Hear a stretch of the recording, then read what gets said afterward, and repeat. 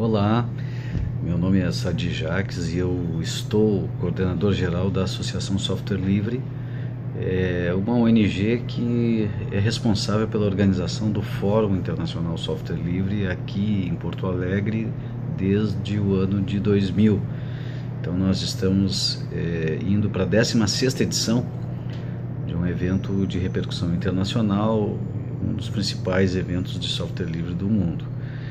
Nós, entre muitas iniciativas, estamos trabalhando com afinco para produzir um primeiro curso virtual a respeito de startups livres. E a minha ideia aqui é conversar com vocês e contar um pouco da história do software livre, do movimento software livre no Brasil, para explicar por que a gente chegou agora aqui, nesse momento, a necessidade de trabalhar esse tema. Existem alguns condicionantes para isso e eu já escrevi algumas coisas a respeito desse assunto que estão no meu blog dentro do portal softwarelivre.org. Então quem quiser dar uma olhadinha, procura lá o próximo passo, desenvolvimento econômico nacional com software livre. Vai poder ler com detalhes, mais detalhes, o que eu vou comentar aqui rapidamente para vocês. O que é importante dizer? Nós temos agora, entrando no 16º ano de projeto Software Livre Brasil, nós temos já uma caminhada que merece uma análise, merece uma avaliação. A primeira década desse processo, lá a partir de 99, quando o governo do estado do Rio Grande do Sul iniciava um governo progressista, e na Procergs uma equipe, eu diria até que com um olhar visionário, acabou assumindo, sob a batuta aí do Marcos Mazzoni. A gente, diante das muitas dificuldades que tinha o estado do Rio Grande do Sul e as instituições públicas de modo geral, as muitas carências que tinha, a gente resolveu arriscar a usar soluções livres que eram que surgiam já no mundo, que existiam no mundo e que se começava a falar delas aqui no Brasil, especialmente por conta dos sistemas operacionais GNU Linux que começavam a aparecer. GNU Linux são dois projetos, na verdade, um deles é concebido pelo Stallman e outro deles concebido pelo Linus Torvalds, um nos Estados Unidos e outro na Europa. Eles acabaram se integrando para viabilizar um sistema operacional que pudesse ser alternativa aos sistemas operacionais proprietários. Durante essa primeira década, nós trabalhamos muito no sentido de promover a difusão do conceito de software livre, um conceito que está baseado no Manifesto GNU, na defesa das 4 liberdades, e isso teve uma evolução bastante boa. Houve uma adesão muito grande, cada vez maior, no país inteiro, no mundo todo, mas no país não foi diferente. E 2003, com a possibilidade com o início do governo Lula, também de natureza progressista, o tema ganhou uma injeção de ânimo, ganhou um impulso, e durante essa primeira década, de 99 a 2009, a gente conseguiu vários avanços, e o que a gente chamava de ecossistema, de certa forma, se consolidou. Que o ecossistema significava o conjunto de profissionais capazes de trabalhar com softwares livres, um conjunto de aplicações capazes de suportar as iniciativas com software livre e além disso, padrões e políticas também, né? Padrões já eram da natureza, já são afeitas ao mundo do software livre, cuja interoperabilidade é muito grande, só é possível porque há padrões abertos, compartilhados, e as políticas que foram se construindo em nível federal, nível estadual em alguns lugares e municipal em alguns outros lugares. São muitas as iniciativas, a internet pode dar um retrato bem rico desse quadro, né? desse movimento, com algumas pesquisas básicas aí sobre os conceitos de software livre. Também nesse período aconteceu uma transição importante do celular para a nuvem, ou seja, a mobilidade e o conceito de nuvem mudaram o contexto, mudaram o cenário que nós tínhamos de informática até então, né? Reorientaram ferramentas e serviços e permitiram que hoje os smartphones e tablets muito potentes e turbinados por apps, por aplicativos, permitam comunicação, produtividade e interação em tempo real. E o horizonte mostra mais possibilidades ainda, se fala já em óculos e pulseiras espertas, né? E além das mesas e murais digitalizados que já se utiliza em algumas escolas e das quais se fala cada vez mais também. Então, para esse mundo complexo, heterogêneo e de muita velocidade, é preciso cada vez mais padrões e colaboração e compartilhamento. E esse ambiente é o ambiente, por natureza, de desenvolvimento do software livre. A década seguinte, logo após essa primeira, após 2009, ela começou a sinalizar para nós a necessidade de se pensar algo que fosse além do conceito de ecossistema. Um ecossistema é um conceito legal para justificar a vida animada de um conjunto de iniciativas em relação a algum assunto, mas essas iniciativas precisam se constituir como ações objetivas que gerem trabalho e renda e oportunidades de negócio para que a gente possa pensar a transformação social efetiva, o desenvolvimento econômico de fato. E, portanto, o diálogo crescente e permanente com outras instituições do Brasil e do mundo, a Associação Software Livre, desde 2009, vem assinando acordos de cooperação com Moçambique, na África do Sul, depois com a Galícia e com a Catalunha, a Galícia em Portugal e a Catalunha na Espanha, e mais recentemente, a partir de 2011, criou a Rede Internacional Software Livre, a RESOL, junto com um conjunto de ONGs, de associações, instituições de caráter associativo distribuídas pelo mundo todo, com um grande peso, um grande foco na América Latina. Realizou também o primeiro Parlamento das Américas dentro do FISLI, em 2013. Ou seja, vem consolidando essa ideia de que nós precisamos gerar trabalho, conhecimento, renda e riqueza de uma forma organizada, cada vez mais, que possa constituir o que a gente vem chamando de cadeia produtiva nacional do software livre.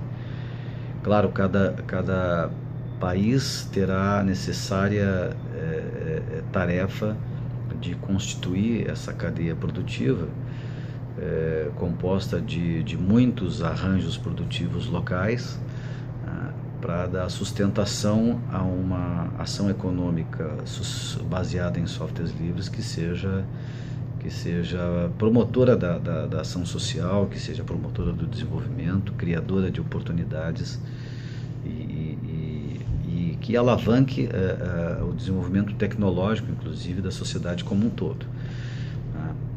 Esses elementos fundamentais, ou os elementos fundamentais de uma cadeia produtiva são, grosso modo, demandas, soluções, demandas de um lado, soluções de outro lado, comunidades que são necessárias para dar sustentação a soluções, clientes, evidentemente, os serviços que estão relacionados à animação dessas soluções nesses clientes, e mão de obra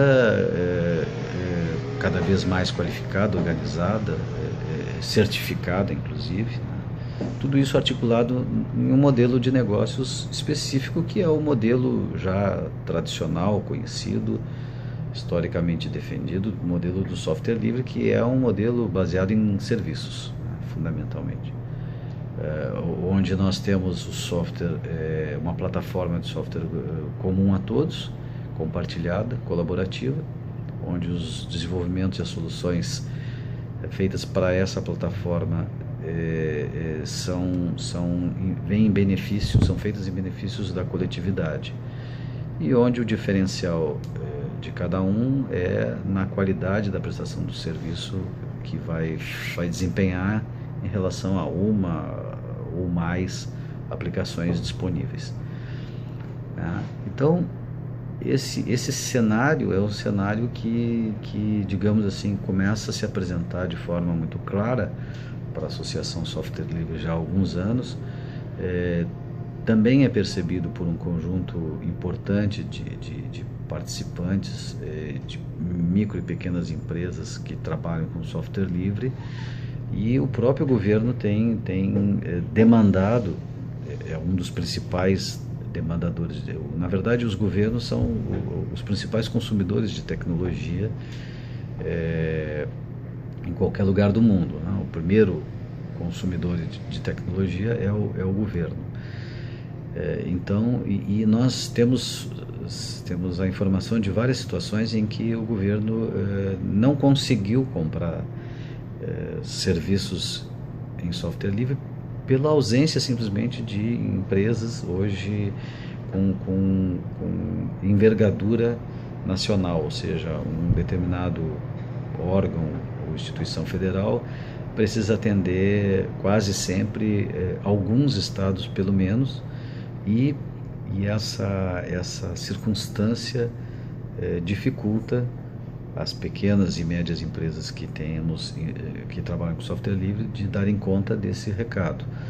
Logo, é preciso, mais uma vez, pensar a cadeia produtiva de uma maneira articulada e potente para atender esse tipo de preocupação, esse tipo de demanda.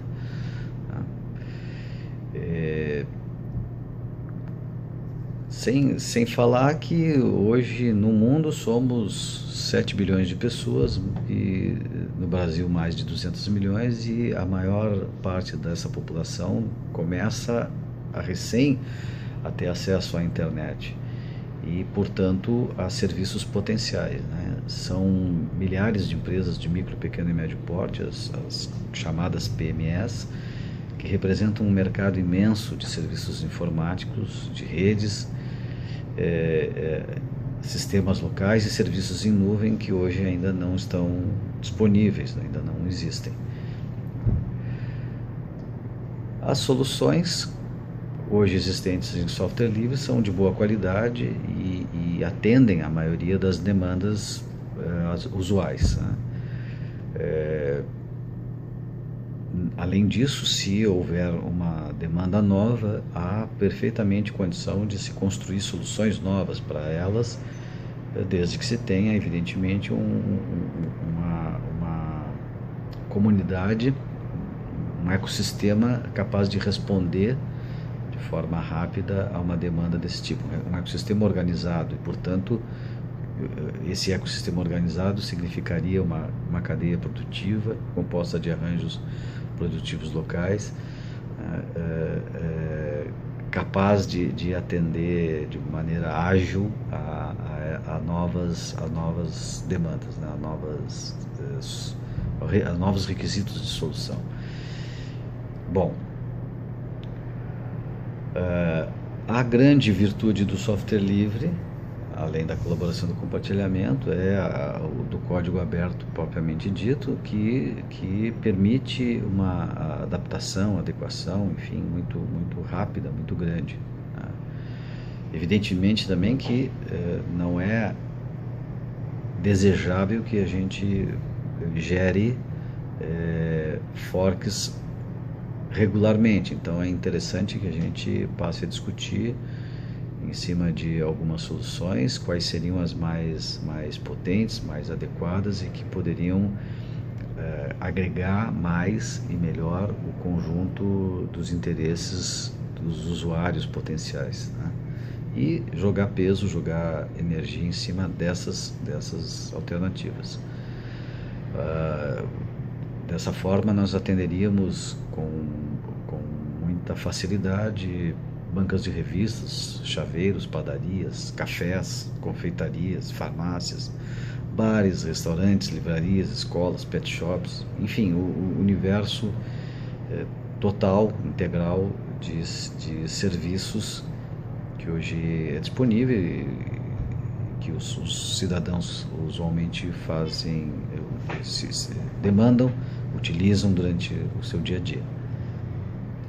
E, claro, ainda importante, considerando-se que sejam soluções livres, a gente trabalha na prestação de serviços com essas soluções de forma muito competitiva em relação a custos, né, por conta desse compartilhamento, por conta desse custo total de operação diluído e compartilhado entre muitos. As comunidades hoje já são suficientemente organizadas para responder a demandas maiores, novas demandas, mas também podem ser criadas muitas outras, elas podem ser fomentadas a partir de interesses específicos, de áreas ou de instituições, ou mesmo governamentais ou privadas, enfim. Então elas podem ser animadas diante de novas perspectivas, novos negócios, e elas são imprescindíveis para manter o nosso modus operandi, né? A dinâmica do mundo do software livre precisa de comunidades trabalhando debruçadas sobre soluções de modo a garantir a sua qualidade, a sua eficiência. Os clientes, como já comentei, praticamente toda e qualquer pessoa física ou jurídica é potencial usuária de serviços de informática livre, né? Mesmo que já faça o uso, já utilize ferramentas proprietárias. As soluções livres já sabidamente são estáveis, são escaláveis, são seguras e são adaptáveis. Então, as eventuais dificuldades conhecidas decorrem, na realidade, da multiplicidade de padrões imposta pelo mundo proprietário. À medida em que nós fizermos uma opção por um mundo livre, essas barreiras tendem a cair rapidamente, porque essas ferramentas dialogam de forma muito tranquila, de forma muito natural.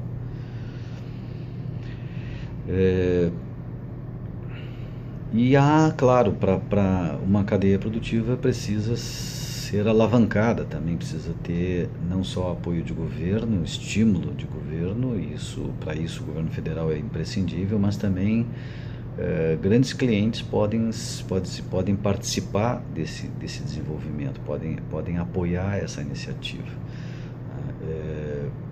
Grandes clientes como o movimento sindical, movimentos sociais e esferas de governo,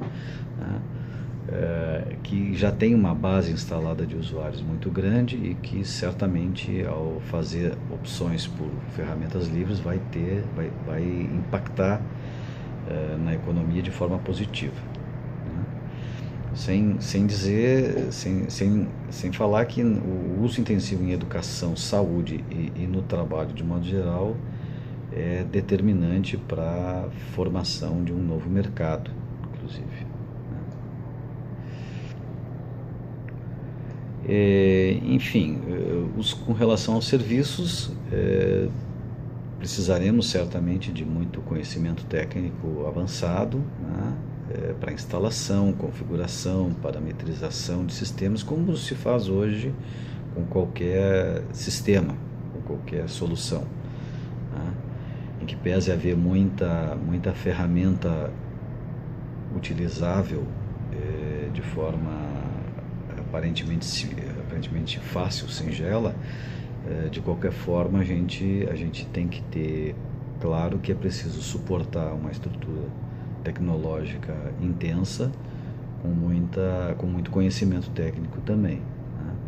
E hoje já existe uma base de inteligência bastante significativa no país, que é capaz de dar conta dessa sustentação de conhecimento e técnico e de ação técnica, né?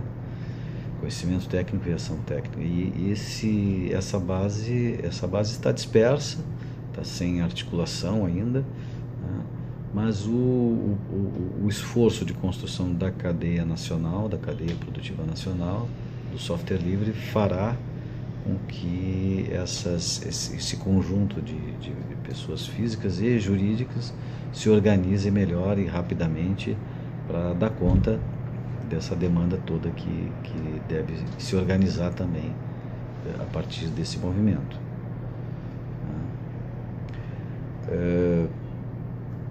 Então, para vocês terem uma ideia do que eu estou falando, hoje existe, segundo o próprio IBGE, 500 mil de pequenas e médias empresas atuando com tecnologia da informação, ou seja, tem 1,5 milhão de profissionais com média e alta capacidade para fazer esse tipo de serviços. Uma parte muito grande desses profissionais, inclusive, não faz serviços propriamente de desenvolvimento, e sim trabalha numa lógica de venda de produto, né? Venda de licenças ou de produtos para as empresas proprietárias. Nossa sugestão é que esses profissionais possam estar se integrando, retomando inclusive a qualificação que tiveram, mesmo nas universidades ou nos cursos técnicos, para serem sujeitos da sua história e serem de fato empreendedores, podendo constituir novas pequenas, médias empresas,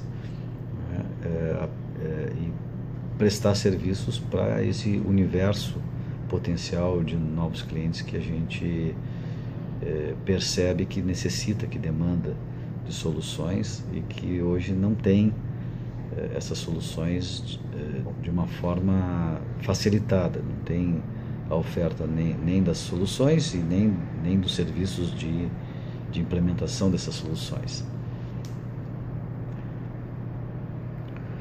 Então, a opção por software livre permitiria animar um novo e inovador mercado nacional, né?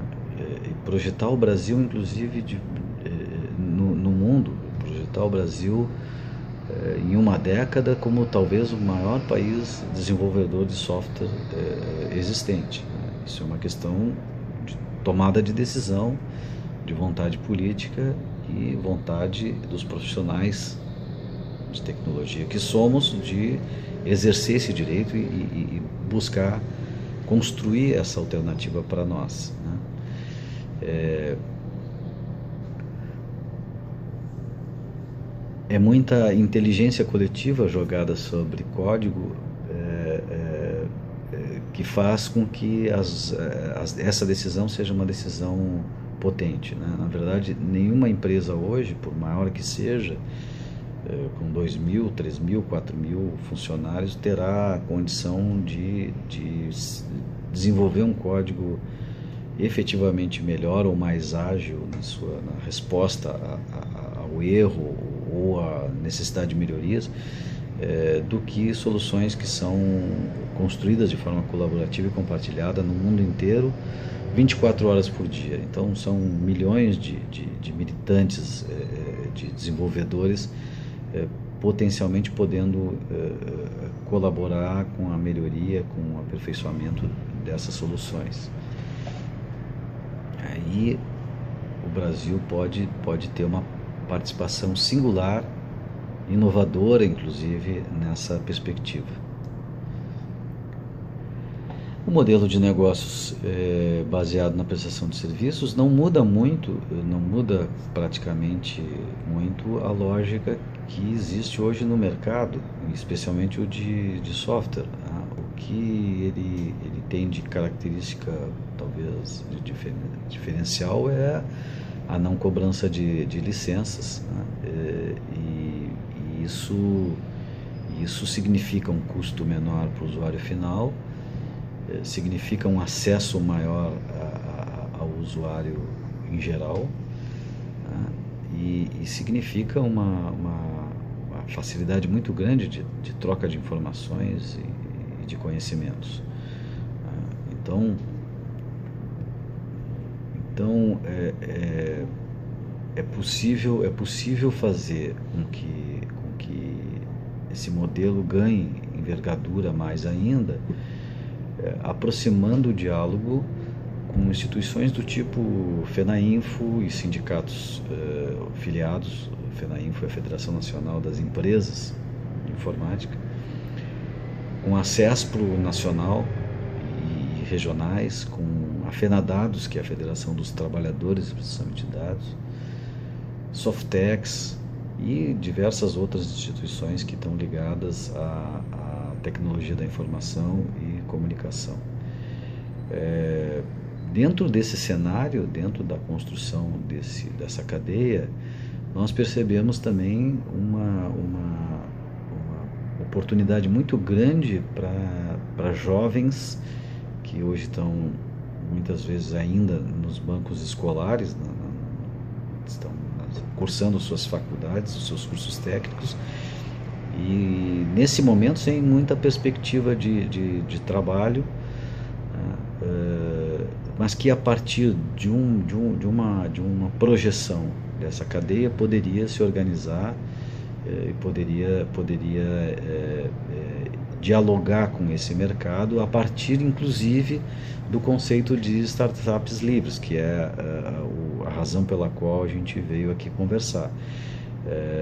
Para explicar o porquê das startups livres, então vocês entenderam que elas são uma peça, uma engrenagem extremamente importante na animação da construção da ideia da cadeia produtiva nacional de software livre.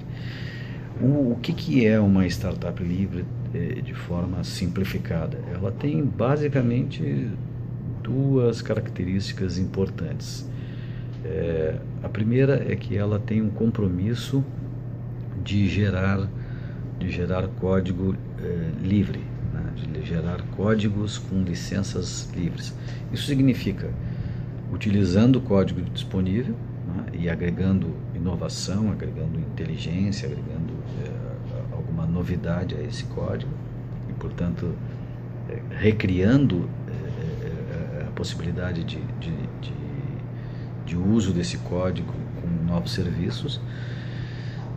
Essa é uma característica. E a outra característica fundamental de uma startup livre é que ela, ao invés de ter investidores individuais, pessoas físicas ou jurídicas com muito recurso interessados exclusivamente na oportunidade de negócio que uma determinada ideia pode oferecer, ao invés de sucumbir a essa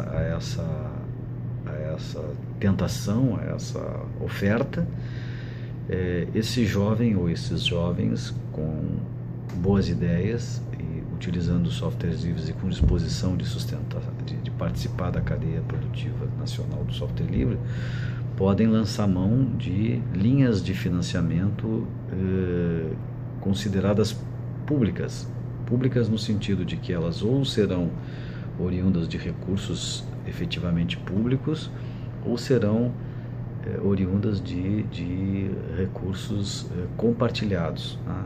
Compartilhados numa forma cooperativada, na forma de um crowdfunding, na forma de doação, enfim, de várias formas possíveis que a Associação Software Livre, inclusive, está trabalhando num desenho para tentar viabilizar, para tentar organizar e ajudar essas startups livres. É por essa razão, inclusive, que nós estamos, então, organizando esse primeiro curso virtual. Já temos um conjunto bastante significativo de interessados e a partir dele nós pretendemos dar continuidade para essa tarefa, para essa iniciativa, dialogando e contando com todos os que participarem, para que a gente possa aperfeiçoar esse método, essa ideia e construir finalmente, em algum momento, poder enxergar de forma clara e inequívoca todas as oportunidades para o desenvolvimento social, econômico, individual e coletivo que o software livre pode oferecer para o nosso país. Obrigado.